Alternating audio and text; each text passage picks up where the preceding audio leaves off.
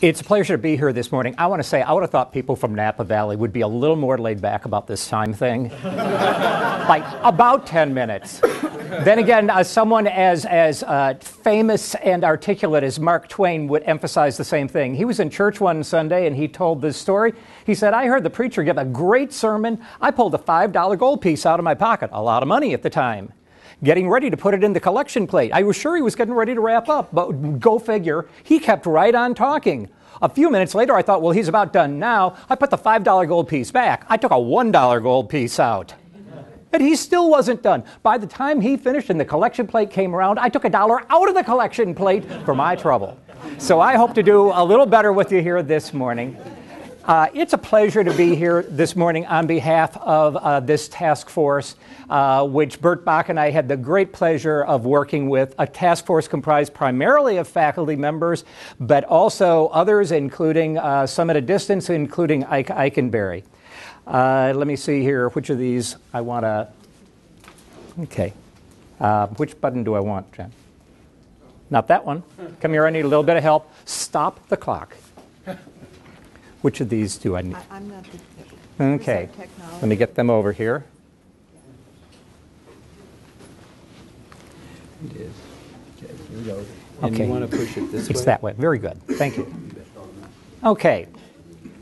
You know, it's not every day the president comes to you and says, here's your charge. Dream big. And that's what we did. What a rare opportunity.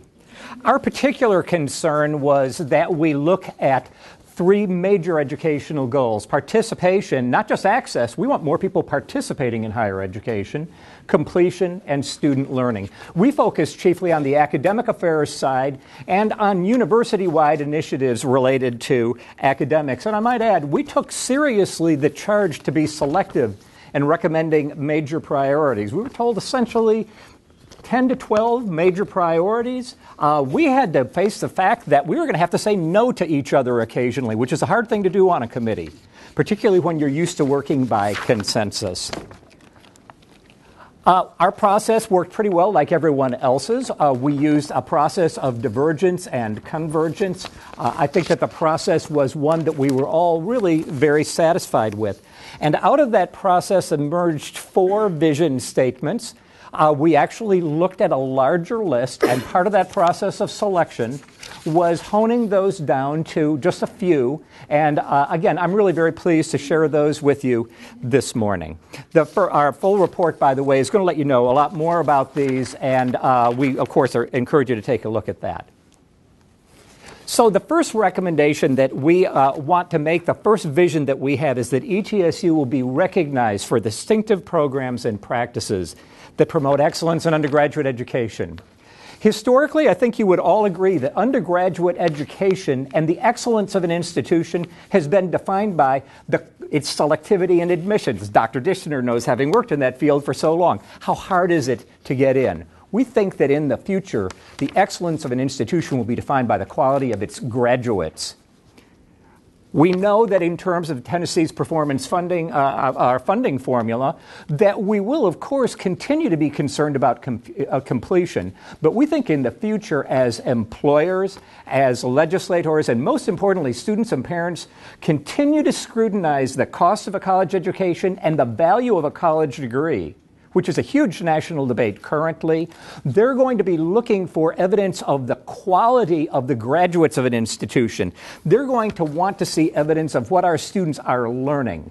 And that is our vision for ETSU that will carry us well into the next future, is that undergraduate excellence at ETSU will be widespread. We already admit some superb students, and we can point to outstanding examples of accomplishment among our undergraduate students. Our vision for the future is that undergraduate excellence will be widespread here, that our graduates will be consistently excellent, that an ETSU degree will signify not just completion, but accomplishment.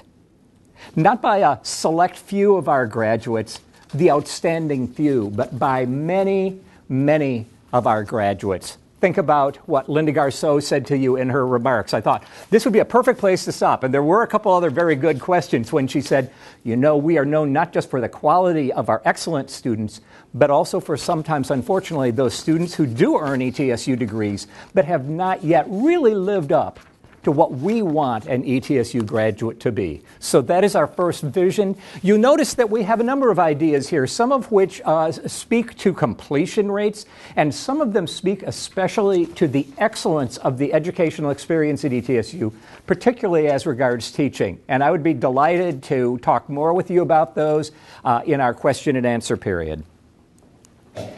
We look, second of all, at graduate education. And our vision is that ETSU will have a global reputation for high-quality, innovative, accessible graduate education that provides outstanding training, mentoring, and professional networking and community building. Graduate education now and more so in the future is really going to live in a national and international marketplace. Historically, it might have been the case that the majority of our graduate students came from the region, though certainly we have students who travel to us from great lengths to study in our graduate programs. Increasingly, though, we think that the marketplace will be national and international, and we will need to compete in that marketplace. Furthermore, we also know that graduate education, or I should say really that I've learned as a result of this process from Celia McIntosh, our Dean of Graduate Studies, graduate education is increasingly marketplace driven. It responds to particular workforce needs and marketplace needs. And as a result of that, it is especially important that we be able to mount new programs that respond to the needs of the marketplace as well as to the needs of our students. We think that there are several things that need to happen to do this. The most important is the last of these. We recommend that the university pay particular attention to offering more programs that are integrated and interdisciplinary in their focus. We think that that is what the marketplace actually will call for. It will also leverage our resources so that we are able to offer the best possible educational product in the most reasonable way possible in terms of cost. Those first two items, I would note, look close to being operational, but as some of you know who have worked at ETSU for some time or perhaps in other institutions, these are perennial challenges for us, and they are so vital that we decided to include them on the list anyhow. We need to do something about graduate and stipends, and we need to do something about the program approval process, which in the state of Tennessee is pretty protracted and inhibits our ability to really be competitive. So those ideas we think are essential, but the truly visionary piece is the last of these. By the way, we have several ideas in the full report for you to consider in terms of particular programs that we might want to explore further. How many of you in this room have heard of MOOCs? Just a show of hands. Isn't it remarkable that 2 months ago, no hands would have gone up, with the possible exception of my colleague Karen King's? I mean, has anything captured our imagination quite the way this has? We have a vision for ETSU for the coming years, which is that ETSU will use emerging technologies to enhance student learning, to make college more affordable, and encourage participation in higher education. Historically, ETSU has a strong record of using technology to improve access. We've approached technology, especially online technology, as a very important strategy for delivering courses. In the future, it's clear that we need to leverage technology to optimize learning. This is what I really think the lesson of MOOCs is that folks are saying, you know, there are times when an online environment is the best environment in which to learn course material. Not just good enough, the best environment. And by the way, there are times when it is not. Face-to-face is the best environment, or field experience is the best environment. In the future, our vision is that ETSU will use technology strategically to enhance student learning. When an online environment is the best, that's how we ought to deliver a course to our students, whoever they are, wherever they are. When face-to-face is the best, we should be using that for everyone for whom that's a possibility. For some, it won't be. and likewise with community-based experiential learning. That's the vision, and that truly is visionary. That does not describe the current state of affairs at ETSU, but it can, and we believe it will have to, in order for us to remain competitive in the future. Over the next decade, it's clear that online education especially will also become a national and an international marketplace. Think of the competitors right now, ranging from Harvard and MIT and their other peers and edX to the online startups such as Udacity and Coursera. We will be competing against some pretty heavy players over the next 10 years in online education in a very transparent environment. Think Amazon. When was the last time you bought something on Amazon and you didn't read the reviews? Our courses will be reviewed by our students. And so we think that we need to look at what place can we occupy in the marketplace in the future. And we think that there are two places, which I'll tell you more about in a little bit if you'd like. One of which is we think we can use free online courses as a point of entry, especially for adult working people in our region, for whom going back to school is a daunting prospect. They're not sure they have the money. They've been out of school for a long time and they don't know whether they can succeed. This is a fail-safe way for them to try college out and for them to have an early experience of success. For our own students, we think that MOOC-like courses and other kinds of delivery methods can enhance their learning and actually make college more affordable for them. Finally, in terms of our visions, we want ETSU to be a showcase for the arts. ETSU is clearly positioned to be so. We have most of the ingredients now. We have strong academic programs, in some cases superb programs. We have talented faculty and students. We have visionary benefactors. What we need to do over the next 10 years is to bring all of those together in a bold vision whereby people recognize us as a strong showcase for the arts, and you see our ideas for doing so. We realize this can't all be done immediately, but we hope that we can begin as soon as possible to implement any of these ideas which you and the university choose to endorse. We'd also like to call to your attention, finally, an idea at Dr. Nolan's invitation. He suggested, if you have an idea for immediate consideration, don't wait. Let us know about it. And we thought we'd just share this with you in our closing moments this morning. Our committee is very excited to suggest that ETSU consider starting soon an undergraduate interdisciplinary program in renewable energy engineering. We think that this could use existing resources at ETSU, such as our very strong engineering technology program, our department in geosciences, and on the policy side, our Department of Economics and Finance, political science, others might come to mind. We think this can be an economic driver for the area. I don't think anyone thinks this market is going away anytime soon. It is going to grow, and we think this is a wonderful opportunity. So these are our visions, and I would be delighted to answer your questions. We think they'll carry ETSU well into the next century and allow not only our university and our students, but our whole region to thrive. I'm open for questions. Bill, let me ask you, learning communities, you showed them first or second slide. Where are we with those communities currently? Do we have a lot of them, a few of them? How is it working? That's a great question. Joe, are you going to be speaking to that? Joe Sherlin, our Vice Provost for Student Affairs, is going to speak to living learning communities. So would you like to just answer that question real quickly?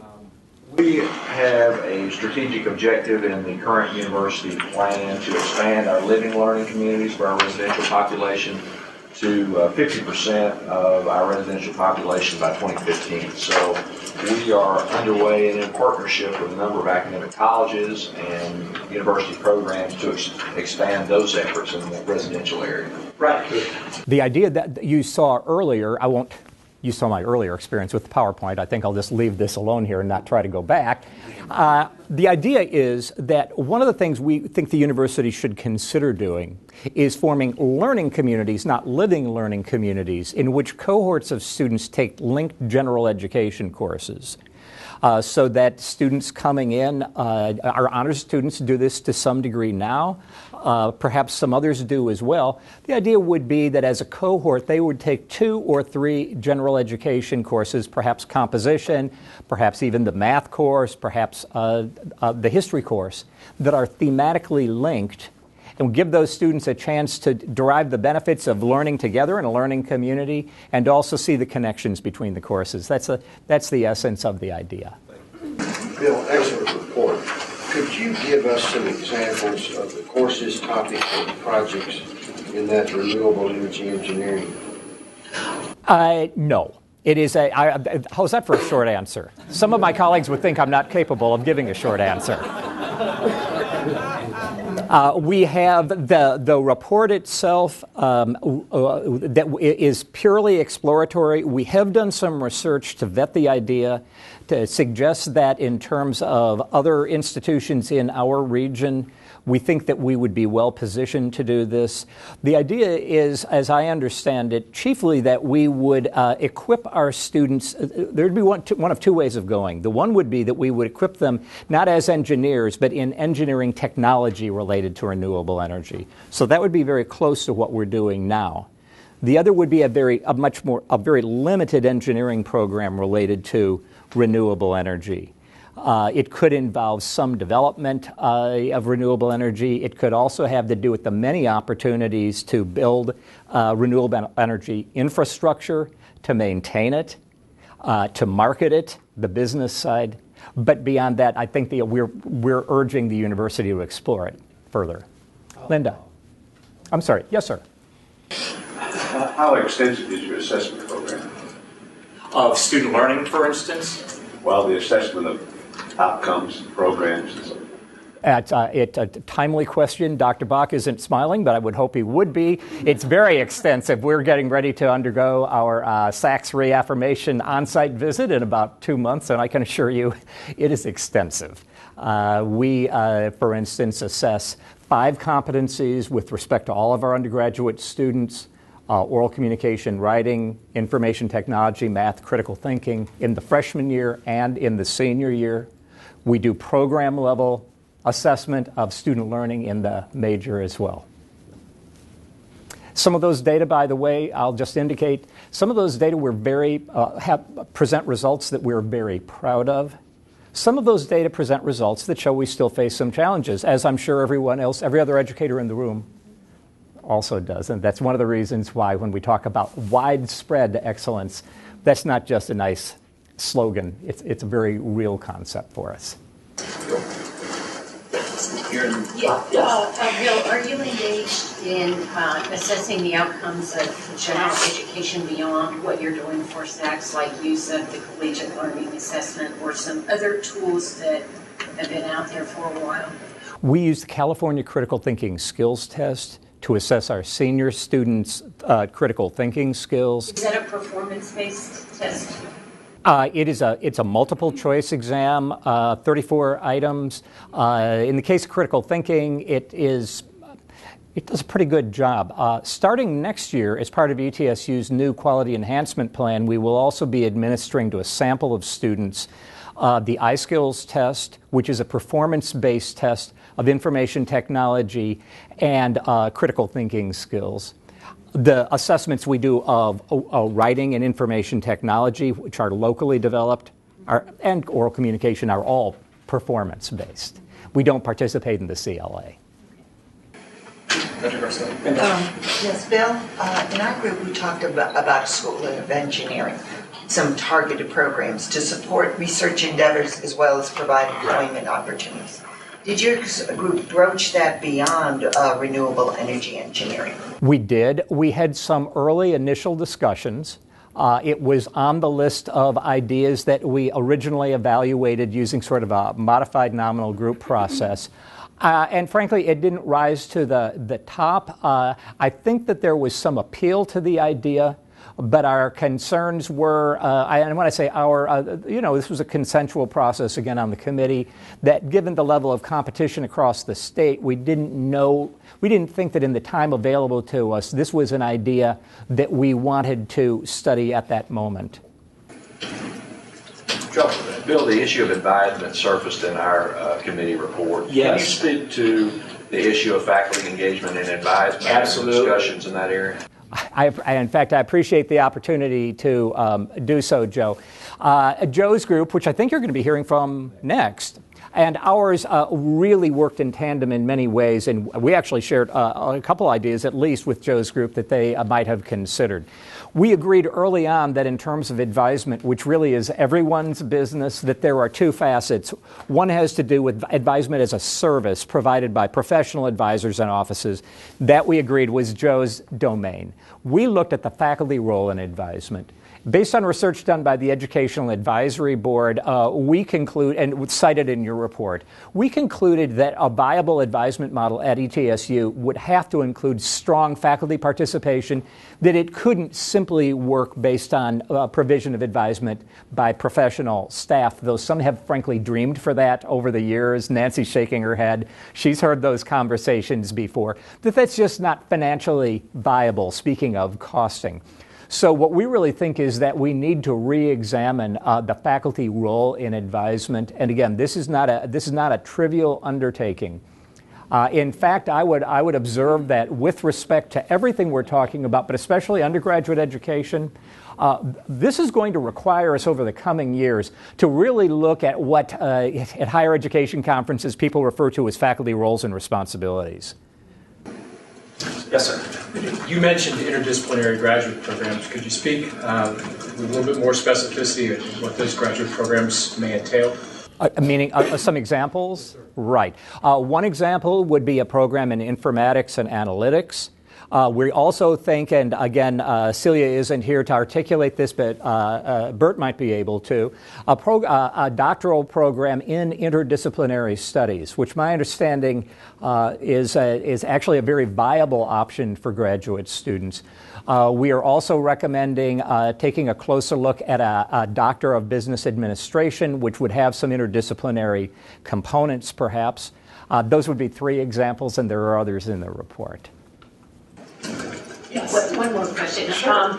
Did you look at data about student progression and where the points at which students trip up, the forces that are really tripping them up, whether it's entry-level science, entry-level math, college-level math? Do you know where they're having problems, and did you consider interventions around?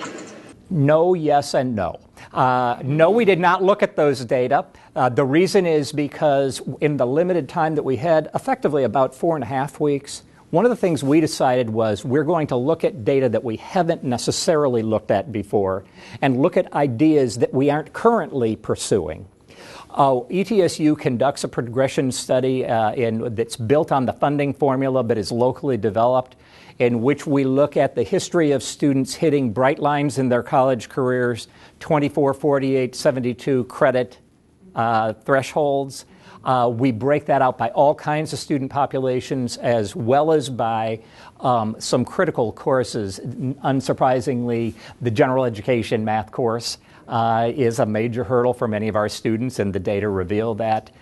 So we have those data, and we are currently involved in a number of fairly new initiatives at ETSU to help those students succeed. So again, it was really a judgment call on our part about looking to the future. Since those things were already in place, we thought we would look a little more broadly. How much benefit do you give a faculty member in his salary and tenure and promotion for advising? Dr. Bach, I'm going to take a try at this, and you may want to respond further. We certainly, in the tenure and promotion process, we acknowledge advising. It is currently, per Tennessee Board of Regents policy, considered a part of teaching.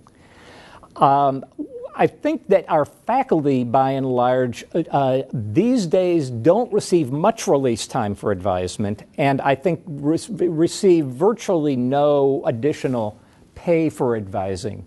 So I would say that work is, as much as we value it, our support for it may not entirely reflect how much we value it. Would you want to add anything? I would add to that in the discussions in the particular group that resulted in the first recommendation having to do with overall quality in education, one of its tactical subtext, which isn't listed here, was that the tenure and promotion criteria at ETSU should be the service component, internal service component, should be explicitly revised to address advisement for the reason you state. It's an improvement opportunity that does not exist now. That's good. Your comments, Bill, on the MOOCs I thought were quite good. I would add one thing, though. The focusing on the first comment about for persons for whom enrolling in college is a daunting prospect. I agree with that, but that struck me as a very narrow and not nearly a broad enough way to look at MOOCs. Now, you speak to it in the second one about using online courses to enhance learning. I was struck, and I'm drawing this line more starkly than it really is. When we talk about teaching and learning gets used in terms of using technologies to help learning. We're told that faculty overwhelmingly have as their priority teaching. I guess I would argue that students and employers are more interested in learning and what you have learned. And I was struck by, didn't quite sense, again, I'm drawing this more starkly than, but the balance of teaching and learning, I'm not sure we're talking about it in quite the right balance, as how important it is to students, to employers, to the community. They're more interested in what the learning that takes place. Now, I know that great teaching, I'm not, but there's something doesn't strike me we have quite in balance. You may have said it better than I did, because I find myself, and I think the task force would as well, we would agree entirely with that. In fact, I think that that's the thing that's really striking about MOOCs. Whether MOOCs stay or go, the conversation about MOOCs is a conversation about what students are learning and how they can learn it. Remember, Karen, who's the guy at Stanford who taught artificial intelligence and then later formed... Pardon me? Yeah, fine. One of the things that he observed was that the students who were in his on-ground face-to-face course flocked to the online environment. I don't think it was because they wanted to take artificial intelligence in their pajamas, as I sometimes say. You know, that's the advantage of online courses. You can take them wherever you want to. They took it because they liked it. And the other thing he learned, though, telling point, they did as well or better on the final exam as the ones who were in the classroom. That's compelling. So, yeah, absolutely. I think that that's one of the reasons. In fact, I think MOOCs are one of the reasons, and I think our committee does as well, one of the reasons why we're going to need to increasingly pay attention to undergraduate excellence at ETSU and think not just in terms of completion but accomplishment. Because I frankly think that MOOCs are going to recenter the conversation more than all the talk about student-centered learning has on learning. So we would entirely agree, Mark. So, Bill, we have time for one last question from the consultant. Or do you have your... Okay, go ahead. One comment, I'm delighted that chose as the first recommendation the promotion of excellence in undergraduate education. That is fantastic. Question. Number 3, recommendation to showcase arts. Why did you choose arts over business or nursing or education, those programs that relate more to the employment opportunities in the ETSU community than arts does? I think that's a really important question, and I would assume that would be part of the conversation that we would want to have, because on the heels of Linda's presentation, we're going to have to make some investment decisions. I think the observation is that we are so close already to being what we would hope to become in that area, that it's with some adjustment and with the plans I believe that are currently in place regarding the new facility, we're positioned to excel in that area in the near future. We also have some confidence that the arts can enrich and enliven other kinds of disciplines at ETSU, but we didn't propose it to privilege it over those other disciplines. I think I would add to that significant part of that research was to look at the arts not as an independent, just a militaristic kind of goal, but in terms of its impact on community, its impact on economic development, its impact on quality of life. Some of the particular recommendations that were taking place in the group had to do with the relationship of the art to the missions and to the mission, our health mission, for example. We talked about issues like art therapy. We talked about the degree to which art is significant in terms of making a community attractive and eliciting people, etc. So I think there was a good deal of talk relative to usefulness, in addition to the point Bill made about somehow or other trying to create the perception of the whole being at least equal to what is now the recognition of the sum of the parts. Thank you very much.